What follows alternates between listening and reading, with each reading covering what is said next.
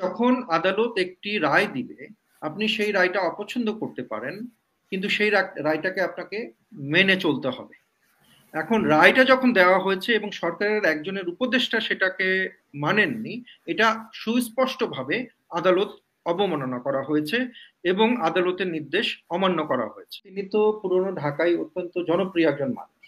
এখন তাকে আপনি জোর করে শপথ না পড়িয়ে আদালতের নির্দেশ দেওয়া সত্ত্বেও তাকে আপনি মেয়র হতে দিবেন না, এবং তার মেয়র হওয়ার জন্য সেখানকার যে এমনকি তাকে এখন দেখবেন যে কমেন্ট বক্সে বিভিন্ন জায়গায় দেখবেন যে তাকে ম্যাথর বলা হয়। মেথর ইনভেস্টিগেটিভ রিপোর্টার যারা রয়েছেন, আমাদের সাংবাদিক ভাইরা যারা রয়েছেন, তারা যদি একটু ডিগ করেন, তারা যদি একটু অ্যানালাইজ করেন, তাহলেই হয়তো এটা পরিষ্কার হয়ে যাবে যে কেন ইশরাককে ডক্টর শাহাদাত যেভাবে চট্টগ্রামে মেয়র হয়েছেন, সেভাবে আদালতের নির্দেশে ঢাকায় কেন মেয়র হতে দেওয়া হয়নি বা হচ্ছে না। এখন ইশরাকের এই প্রসঙ্গে প্রত্যেকটা প্রসঙ্গের একটা পজিটিভ নেগেটিভ নানা দিক থাকে, কিন্তু আমরা যখন সেটা বিশ্লেষণ করব তখন আমাদের দেখা উচিত যে প্রচলিত আইনে বাংলাদেশে এখন কি বলছে, তাই না? তো ইশরাক যখন মামলা দায়ের করেছিলেন, সেটা শেখ হাসিনার সময়ই মামলা দায়ের করেছেন, কিন্তু তিনি যে মামলা রায় পেয়েছেন সেটা কিন্তু ইউনূস গভর্নমেন্টের ফর্ম করার পরে তিনি রায়টা পেয়েছেন। অর্থাৎ এই আমাদের অন্তর্বর্তী সরকারের হাইকোর্ট তার পক্ষে রায় দিয়েছে। পরবর্তীতে হচ্ছে সরকার সেই রায় মনে করেছেন যে সেই রায় যৌক্তিক না, যে কারণে তারা হচ্ছে অ্যাপিলেট ডিভিশনে সেটার বিরুদ্ধে রিভিউ চেয়েছে। এখন অ্যাপিলেট ডিভিশনও হচ্ছে ইশরাক সাহেবের পক্ষেই রায় দিয়েছেন, এবং আর একটা অথরিটি হচ্ছে ইলেকশন কমিশন। ইলেকশন কমিশন যেটা করেছেন, যে মতামতটা দিয়েছেন, সেটাও ইশরাকের পক্ষেই দিয়েছে। এখন একটা দেশের সরকারের জন্য একটা রায় এসেছে হাইকোর্ট থেকে, সুপ্রিম কোর্ট থেকে, এবং ইলেকশন কমিশন সেই রায়ের পক্ষেই মতামত দিয়েছে, কিন্তু তারপরও সরকার আমরা দেখেছি যে ইশরাককে শপথ পড়াননি, এখন পর্যন্ত শপথ পড়াননি, এবং যতদিন পর্যন্ত তার মেয়াদ ছিল বলে আমরা জানি ততদিন পর্যন্ত তারা শপথ পড়াননি। এমনকি যে শপথ না পড়ানোটা যে ভুল হয়েছে এবং আইনগত এক ধরনের ল ব্রিচ করেছেন তারা, সেটা নিয়েও তাদের মধ্যে কোনো আলোচনা আমরা দেখছি না। বরং আজকে আমরা দেখছি যে উপদেষ্টা আসিফ বরং ইশরাকের বিরুদ্ধেই কোনো ধরনের আইনগত ব্যবস্থা নিবেন এই ধরনের কথা বলছে। তাহলে আমরা এমন একটা দেশে বসবাস করছি যেই সরকারকে, অন্তর্বর্তী সরকারকে যদি আদালত থেকে একটি নির্দেশ দেওয়া হয়, সেই আদালতের নির্দেশ নিয়ে আপনার অনেক রকম প্রশ্ন থাকতে পারে, বিতর্ক থাকতে পারে, আপনি অপছন্দ করতে পারেন, কিন্তু একটি সভ্য সমাজে বসবাস করতে হলে আপনাকে আদালতের নির্দেশ মান্য করতে হবে। আর যদি সেটা সরকার হয় তাহলে তো অবশ্যই মান্য করতে হবে, তাই না?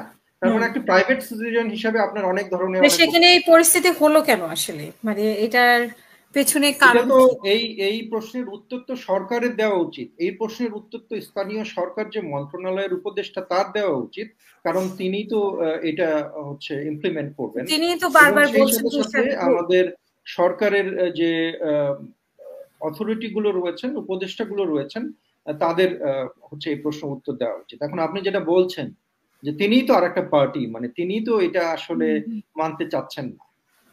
এখন এখানে অনেকগুলো প্রশ্নের উত্তর আমরা জানি না।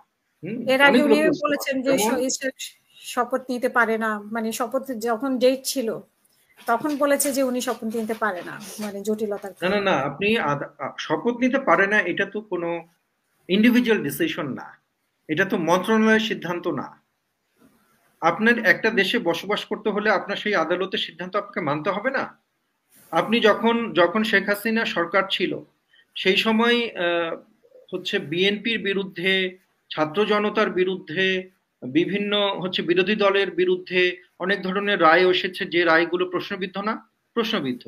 কিন্তু এখন কি এই অপোজিশন পলিটিক্যাল পার্টি এবং বিএনপি কি সেই সময় রায়গুলো অমান্য করে তারা কি আন্ডারগ্রাউন্ডে চলে গিয়েছে, নাকি সেই রায় মান্য করেই তাদেরকে গ্রেফতার করা হয়েছে, তারা জেলে কাটিয়েছেন, বারবার জেলে কাটিয়েছেন, তাই না?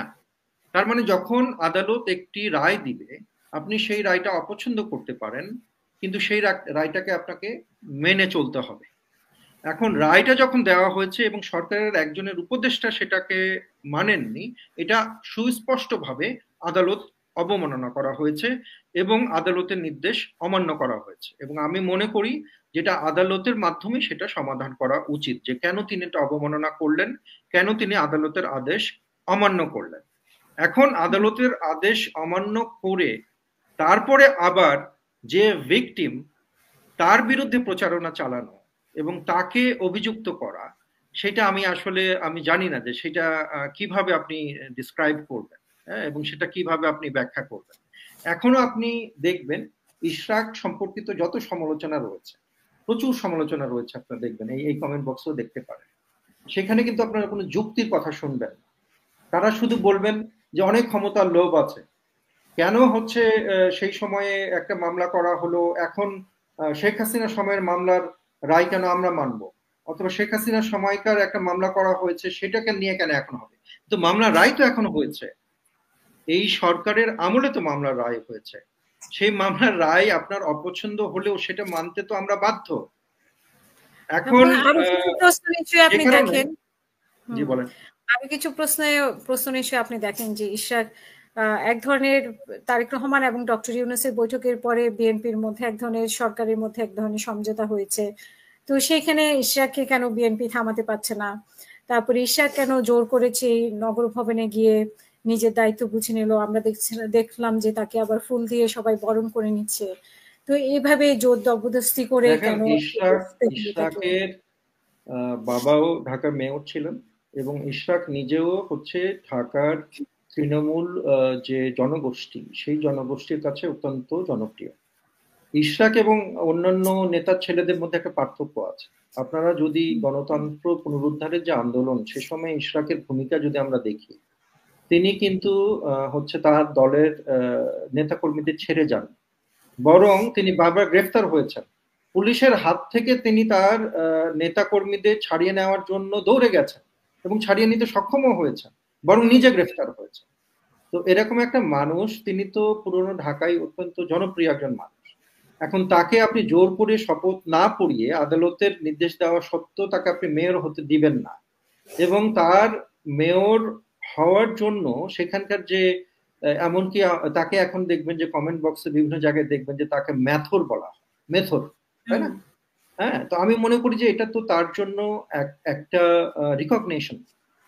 তাকে মেথর বলা মানে কি? তার মানে তিনি প্রলিটেরিয়েট যে শ্রেণী রয়েছেন, শ্রমিক যে শ্রেণী রয়েছেন, এবং হচ্ছে যে আমাদের যে রক্ত ঘামে যে দেশ গড়ে যে জনগোষ্ঠী, সেই জনগোষ্ঠী তাকে পছন্দ করে এবং সেই মেথর শ্রেণী তার জন্য আন্দোলনে যোগ দিয়েছেন। তো এখন যারা তাকে এই মেথর বলে হচ্ছে অপমান করার চেষ্টা করেন, আমার কাছে মনে হয় যে সেটা দিন শেষে তার জন্য এক ধরনের রিকগনিশন হিসাবেই দাঁড়ায়। এখন আপনি প্রশ্ন করতে পারেন যে তিনি কেন নগর ভবনে যাচ্ছেন, নগর ভবন আটকে রাখছেন। তো এখন আপনি রাষ্ট্রের সর্বোচ্চ পর্যায় এবং সর্বোচ্চ আদালত থেকে নির্দেশ পাবার পরে আপনাকে যদি শপথ না পড়ানো হয়, আপনাকে যদি আপনার পদটা বুঝিয়ে না দেওয়া হয়, তাহলে রাজপথে প্রতিবাদ করা ছাড়া আপনার আর কি পথ আছে বলেন? রাজনৈতিকভাবে প্রতিবাদ করা ছাড়া আপনার তো আর কোনো পথ বাকি নাই। উনি কি করবেন এখন? যারা সমালোচনা করছেন তাদের কাছে যদি আপনি এই প্রশ্নটা ছুড়ে দেন যে ইশরাকের এখন কি করা উচিত, তাহলে মানে আদালতের আদেশ ওর পক্ষে যাওয়ার পরও তার বলা উচিত যে না ভাই, আমি তো তাহলে আর মেয়র হতে চাই না। এখানে বিএনপির অবস্থান কি? আমরা কিন্তু বিএনপির কোন অবস্থান, বিএনপির অবস্থান কি এখানে? এখানে বিএনপির অবস্থান কি? এই প্রশ্নটি তো দলীয় প্রশ্ন না, মেয়র পদটা তো একটা দলীয় পদ না। অতএব আমার কাছে মনে হয় না যে এটা অবশ্যই বিএনপিকে প্রশ্ন করার মতো কোনো হচ্ছে অবকাশ এখানে রয়েছে। বরং আমাদের এটা দেখা উচিত একটা আইনগত বিষয় হিসাবে, যে আইন সরকার মানছেন কিনা, উপদেষ্টা কি কারণে আসলে শপথ গ্রহণ করাচ্ছেন না। চট্টগ্রামে তো শাহাদাত সাহেবকে একই ধরনের রায় দিয়ে শপথ গ্রহণ করিয়ে সেখানে মেয়র হিসাবে শাহাদাত সাহেব কাজ করছেন। তো ঢাকায় কি মধু রয়েছে?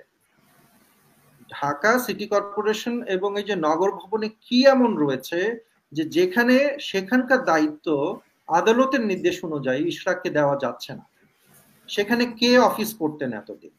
সচিবালয়ের এই যে এলজিআরডি হচ্ছে মন্ত্রণালয়ে আগুন লাগার পরে নগর ভবনে কেন হচ্ছে আসিফ সাহেব অফিস করতেন, এবং তারপরে হচ্ছে নগর ভবনের যে বিভিন্ন ধরনের হচ্ছে যে কার্যক্রম রয়েছে সেগুলোতে কাদের বিরুদ্ধে দুর্নীতির অভিযোগ রয়েছে, কারা সেগুলো নিয়ন্ত্রণ করার চেষ্টা করছেন, সেইগুলো যদি আমাদের হচ্ছে ইনভেস্টিগেটিভ রিপোর্টার যারা রয়েছেন, আমাদের সাংবাদিক ভাইরা যারা রয়েছেন, তারা যদি একটু ডিগ করেন, তারা যদি একটু অ্যানালাইজ করেন, তাহলেই হয়তো এটা পরিষ্কার হয়ে যাবে যে কেন ইশরাককে ডক্টর শাহাদাত যেভাবে চট্টগ্রামে মেয়র হয়েছেন সেভাবে আদালতের নির্দেশে ঢাকায় কেন মেয়র হতে দেওয়া হয়নি বা হচ্ছে না। জি। আমরা আগে আপনি যেটা বললেন ইনভেস্টিগেটিভ জার্নালিজম, কিন্তু এখন আমরা দেখি না। এটার উপর কারণ কি? মানে এখন সবার মধ্যে একটা আতঙ্ক, এর জন্য এর বিরুদ্ধে রিপোর্ট করলে আমার এই সমস্যা হবে, এর বিরুদ্ধে রিপোর্ট করলে ওই সমস্যা হবে। সো সেখানে আমরা কিভাবে সত্য ঘটনা জানতে পারবো আসলে কি হচ্ছে, কোথায় কি হচ্ছে? না, এটা একদিনে তো না, হয়তো আমরা হাসিনার সময় যে নানা রকম দুর্নীতি হয়েছে সেই দুর্নীতির আম, প্রকাশ তো এখন হচ্ছে। হুম।